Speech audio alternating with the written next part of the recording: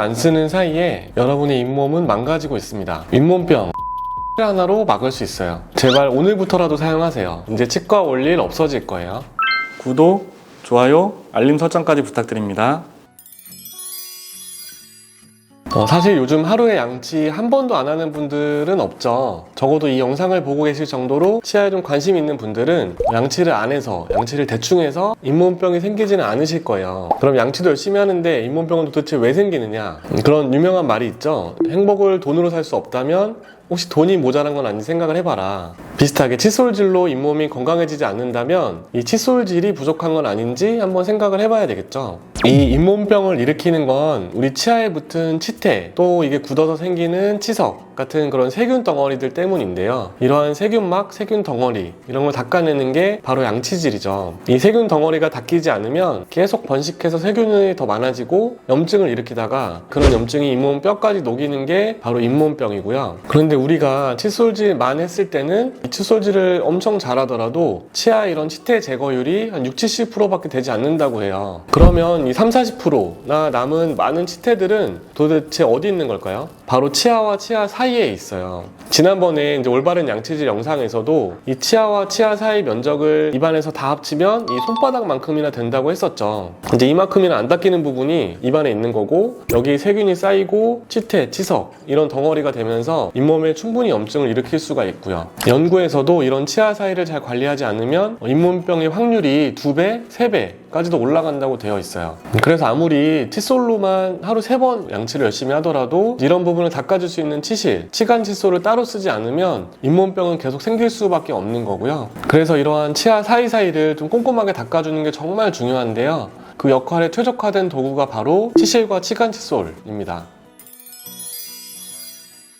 이 치실이나 치간 칫솔 둘 다 치아 사이를 좀 잘 닦기 위한 도구라서 좀 비슷하긴 한데요. 더 좀 잘 쓸 수 있는 부위가 따로 있긴 해요. 이 치실은 잘 아시는 것처럼 좀 실의 형태로 되어 있어서 치아끼리 맞닿고 있는 딱 그 사이에 쉽게 잘 들어갈 수가 있죠. 이렇게 치아의 위쪽에서부터 수직으로 들어가는데 치실을 팽팽하게 당겨야 이 틈에 잘 들어갈 수가 있고요. 그래서 이렇게 수직으로 왔다 갔다 하면서 닦아주는 원리인데, 많은 분들이 이 치실이 이렇게 치아 위쪽 부분에서만 왔다 갔다 하고 튕겨내면서 이 사이에 낀 걸 빼내는 용도로만 생각하고 계시더라고요. 근데 사실 더 잘 쓸 수 있는 건 치실을 이렇게 한쪽 치아에 감듯이 당겨서 이렇게 치실이 치아에 최대한 많이 접촉하게 하는 거예요. 이런 상태로 수직으로 왔다 갔다 하면 치실이 치아의 넓은 면에 접촉이 되면서 왔다 갔다 해서 닦을 수가 있어서 훨씬 더 유용하게 쓸 수가 있는 거고요. 또 치아와 잇몸 사이에 우리 치주낭이라고 하는 이 좁은 주머니 같은 틈까지도 이 치실은 들어갈 수가 있기 때문에 잇몸 건강에 아주 유용하게 쓸 수가 있는 거죠. 이 치간 칫솔은 아주 지름이 작고 좀 긴 소래 형태로 되어 있는데 어느 정도는 그래도 두께가 있기 때문에 치아끼리 맞닿고 있는 부분을 이렇게 세로로 통과할 수는 없어요. 대신에 치아끼리 맞닿고 있는 부분의 아래쪽, 우리 전에 영상에서 블랙 트라이앵글이라고 불렸던 이런 삼각형의 공간에 잘 들어갈 수가 있는 거고요. 치실이랑은 다르게 이렇게 옆에서 들어가서 수평으로 왔다 갔다 하면서 닦는 거라서 사용하기가 아마 더 쉬우실 거예요. 치간 칫솔 자체가 어느 정도 부피가 있기 때문에 왔다 갔다 하기만 해도 이 치아면에 밀착이 되면서 잘 닦아낼 수가 있고요. 다만 이제 이 치아와 잇몸 사이 틈, 우리 치주낭이라고 했던 그런 주머니까지는 들어가기가 쉽지가 않고, 치아 사이 공간이 아주 좁은 곳은 이 작은 사이즈의 치간 칫솔도 잘 안 들어갈 수는 있어요.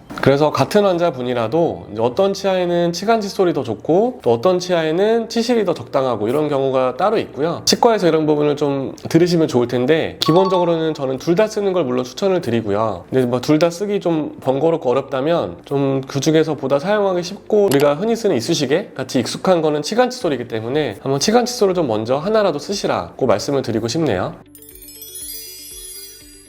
칫솔질 전에 쓰는 게 좋은지, 칫솔질 하고 나서 쓰는 게 좋은지, 또 언제 쓰는 게 좋은지를 좀 많이 궁금해 하시더라고요. 이제 언제라도 이제 쓰기만 한다면 좋다고 말씀을 드리기도 하지만, 엄밀히 따지자면 사실 칫솔질 전에 쓰는 게 좋다고 해요. 왜냐하면 치아 사이 이물질을 먼저 제거를 해줘야 칫솔질하는 효과가 더 좋기 때문인데요. 실제로 이제 2018년에 이런 걸 막 실험한 연구도 있어요. 치실을 먼저 사용하고 양치를 한 분들하고, 양치를 먼저 하고 치실을 사용한 분들하고 우리 문제가 되는 플라그 제거율을 비교를 한 거죠. 거죠. 그랬더니 치실을 먼저 사용하는 편이 최종 플라그 제거율이 훨씬 더 높았다고 해요. 이게 더 좋은 방법이라고 할 수가 있는 거죠. 왜냐면 치약에는 불소가 들어있어서 우리가 도움이 되는 건데, 치실을 사용해서 이 표면을 깨끗하게 닦아내놓고 이 불소를 적용을 하면, 양치를 나중에 하면 이 불소 농도가 치아에 더 높게 유지가 될 수 있으니까 좋다고 하는 그런 연구 결과가 있었고요. 또 치간 칫솔을 이용한 연구도 마찬가지라서 치실이나 치간 칫솔로 먼저 음식물이나 플라그를 크게 제거를 하고, 그 다음에 불소가 들어있는 치약을 칫솔질 하면서 이제 치아에 잘 문질러서 이 불소가 치아에 잘 침투할 수 있게 하는 것이 제일 이상적으로 좋다, 이렇게 결론을 낼 수가 있을 것 같아요. 또 횟수를 보면 물론 자주 사용하면 좋겠지만 정말 하루에 한 번, 자기 전에라도 꼭 사용하시는 걸 추천을 드리고요. 하루에 한 번이라도 사용한 사람이랑 아예 안 쓴 사람이랑은 잇몸병 발생률의 차이가 아주 크다고 그래요. 그리고 만약 사용하는데 잇몸에서 좀 피가 나는 부위가 있다? 아, 이거 상처 난 거 아니야? 그래서 무서워서 그 부분을 못 건드리시는 그런 분들도 있는데, 이제 웬만해서는 사실 잇몸에 상처가 날 정도로 사용하기는 어렵고요. 상처가 나는 게 아니라 오히려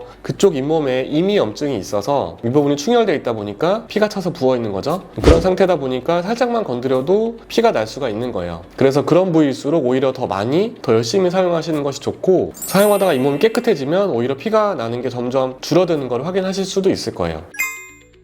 여러분의 잇몸을 지키는 핵심 포인트는 치아 사이를 얼마나 잘 관리하느냐에 달려있다는 말씀 다시 한번 드리고요. 치실과 치간칫솔 정말 꼭 한번 사용하시길 바랄게요. 그러면 지금까지 도움이 되는 치과 지식을 말이 되게 풀어드리는 박 원장이었고요. 다음에 또 더 유익한 정보로 찾아뵙겠습니다. 감사합니다.